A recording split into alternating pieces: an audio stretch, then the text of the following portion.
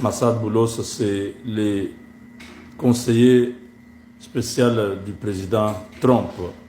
Le président américain s'est fait arnaquer par un citoyen américain d'origine libanaise qui a bel et bien joué sa carte et qui a réussi. Aujourd'hui, le Rwanda a gagné cette bataille contre la RDC.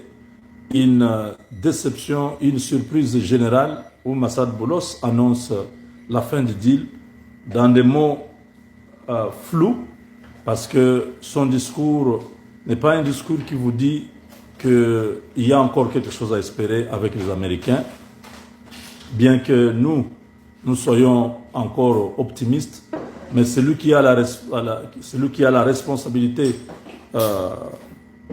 au niveau de la Maison Blanche pour le dossier de la RDC vient de trahir complètement la confiance de Donald Trump.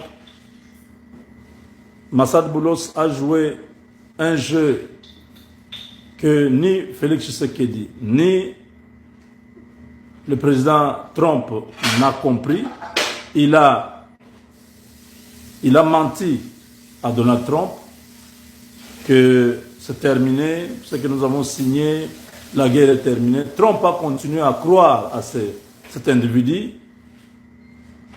et il a flatté Félix Tshisekedi en lui disant non, tout va bien, bientôt nous allons finaliser les dossiers, vous pouvez être calme, je suis en train de travailler durement. Massad Boulos a trahi la confiance du président américain. Il a endormi le président Tshisekedi avec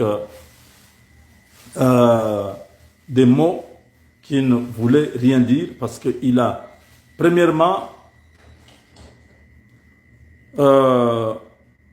adopté ou utilisé le langage de l'ennemi.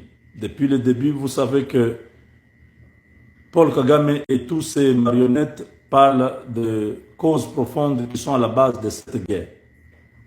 Massad Boulos ne reconnaît pas les génocides congolais.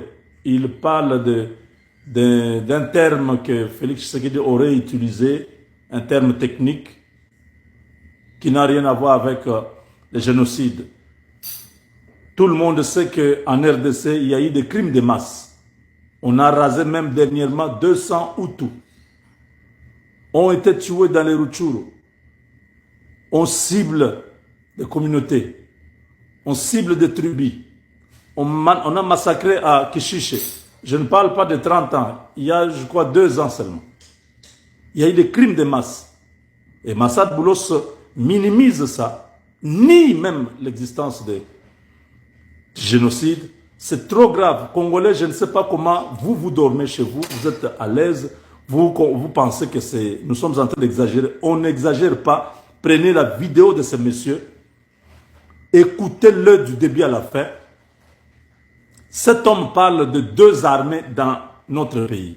Il dit que les Ouazalènes vont être intégrés dans les forces armées de la République, donc les FARDC, mais le M23 sera dans une sorte d'une armée régionale, le M23. On va les mettre dans une armée régionale, ce qui veut dire que dans notre pays, il y aura 2 armées, il y aura 2 territoires.